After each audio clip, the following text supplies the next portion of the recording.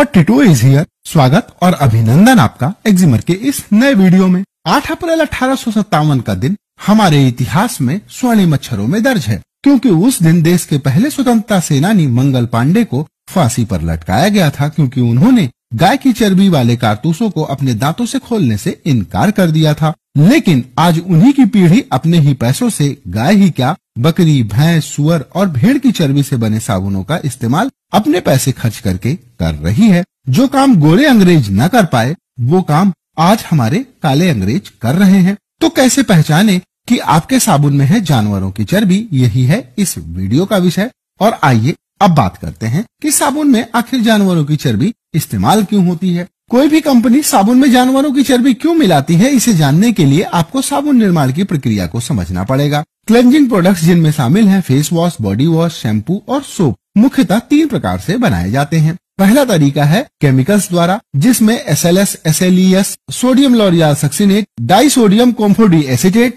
Coca Emil propyl betaine जैसे surfactant के उपयोग से क्लेंजिंग प्रोडक्ट बनाए जाते हैं। यह प्रक्रिया कम खर्चीली और कम समय में पूरी भी होती है। इससे बने प्रोडक्ट आपको 100 से 500 रुपए पर 200 ml की मात्रा में मिलते हैं। द मॉम्स को, ममा अर्थ और वाव जैसी कंपनियां अपने प्रोडक्ट ऐसे ही केमिकल्स के उपयोग से बनाती हैं। यह प्रक्रिया क्लींजिंग प्रोडक्ट्स बनाने के लिए सबसे बेहतर तो नहीं है, लेकिन इसमें जानवरों की चर्बी का उपयोग नहीं होता। इसके बाद आता है दूसरी प्रक्रिया, जिसे सपोनिफिकेशन कहते हैं। यह साबुन बनाने का बहुत ही पुराना तरीका है। इसे कोल्ड प्रोसेस भी कहा जाता है। इसमें लाई यानी सोडियम हाइड्रोक्साइड और पानी के घोल को कैरियर ऑयल्स के साथ मिलाकर सोप बनाते हैं, और लिक्विड क्लींजिंग प्रोडक्ट्स जैसे फेस वॉश, बॉडी वॉश और शैम्पू बनाने के लिए सोडियम की जगह पोटेशियम हाइड्रोक्साइड को ऑयल्स के साथ मिलाया जाता है। सपोनिफाई सोप में प्रिजर्वेटिव की जरूरत नहीं होती। यह प्रक्रिया धीमी होने के साथ खर्चीली भी होती है, और बहुत बड़े पैमाने पर इस प्रक्रिया द्वारा सोप बनाने में खर्च ज्यादा आता है।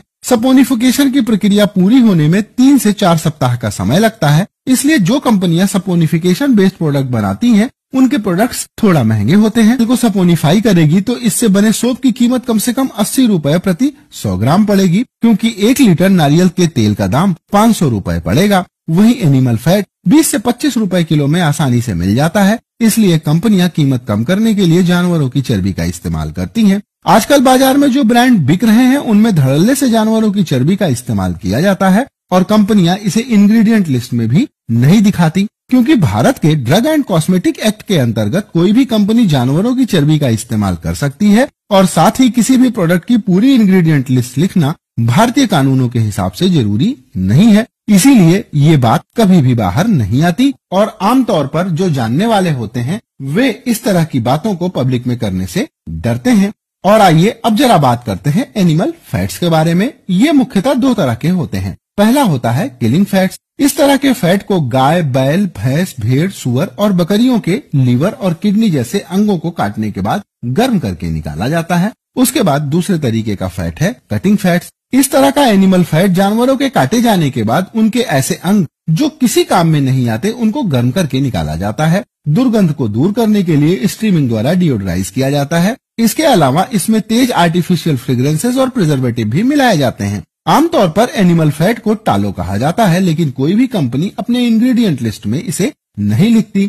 यूनिलीवर, ITC और प्रॉक्टर एंड गैम्बल जैसी कंपनियों के प्रोडक्ट में एनिमल फैट हो सकते हैं। इसके बाद आता है तीसरा तरीका, जिसमें शामिल है soap base, melt and pour या सोप नूडल्स। बेस को बनाने के लिए एनिमल फैट प्रमुखता से इस्तेमाल होता है। फिर भी कंपनियां अपने ब्रांड को शुद्ध कहने से पीछे नहीं हटती। कई सारे ब्रांड जैसे खादी नेचुरल, पतंजलि, उर्जियू सोप और मेडिमिक्स के प्रोडक्ट इसी तरह से बनाए जाते हैं। इस वीडियो के डिस्क्रिप्शन में आपको उन सोप ब्रांड्स के नाम मिल जाएंगे जिनके निर्माण में एनिमल फैट का इस्तेमाल किया जाता है। क्योंकि वीडियो को छोटा रखने के लिए मैं सारे ब्रांड्स के नाम वीडियो में शामिल नहीं कर सकता। आपकी जानकारी के लिए बता दूं कि हिटलर के जमाने में इंसानों को जो कंसंट्रेशन कैंप में रहते थे, उनको मारकर उनके अंगों को गर्म करके फैट निकालकर उसका सोप बनाया जाता था। इसके अलावा भी कंपनियां अपने प्रोडक्ट्स को जानवरों पर टेस्ट करती हैं। इसके लिए वे जानवरों के वोकल कार्ड को निकाल देती हैं, जिससे वे आवाज न कर पाएं, और उनके आंखों में हानिकारक केमिकल्स डाले जाते हैं। और इस प्रक्रिया में कुत्ते और खरगोशों का उपयोग बहुतायत में किया जाता है।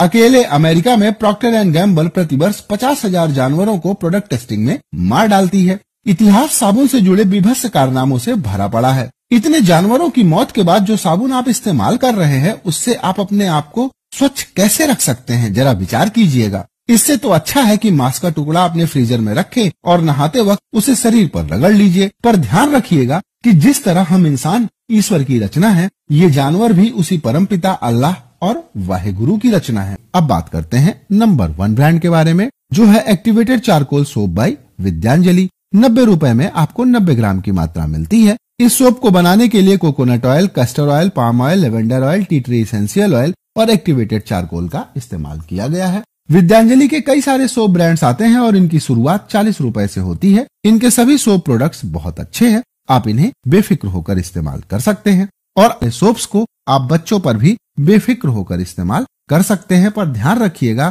कि वीक में 2 बार से ज्यादा आपको बच्चों को साबुन नहीं लगाना है। एक कहावत आपने सुनी होगी कि निंदक निरे राखिए आंगन कोटी छवाए, बिन पानी साबुन बिना निर्मल करे सुभाए। सन 1395 में जन्मे कबीर ने अपने दोहे में साबुन की चर्चा की है, अर्थात हमारे पूर्वज साबुन का इस्तेमाल करते थे, उस तरह से नहीं जिस तरह से हम लोग आज कर रहे हैं। तो साबुन का उपयोग थोड़ा कम कीजिए और ज्यादा स्वस्थ रहिए, क्योंकि आप मैंगो कुमार, केसर देवगन, बिमल इलायची खान और कूल बच्चन के चक्कर में पड़ेंगे तो मेरे जैसे चिकित्सकों से अस्पताल में मुलाकात होगी। तो पंडित जी हो या मुल्ला जी, दिमाग की बत्ती जलाइए और अपने धर्म के साथ जानवरों की भी जान बचाइए। तो मेरा यह प्रयास आपको कैसा लगा कमेंट करके बताइएगा, और अगर यह वीडियो आपके शेयर के काबिल हो तो अपने दोस्तों और रिश्तेदारों को शेयर करके जानवरों के कातिल होने से उन्हें भी बचाइएगा। तो आज का यह वीडियो यहीं पर होता है समाप्त, and you guys have been absolutely fantastic. Bye bye, मिलते हैं अगले वीडियो में।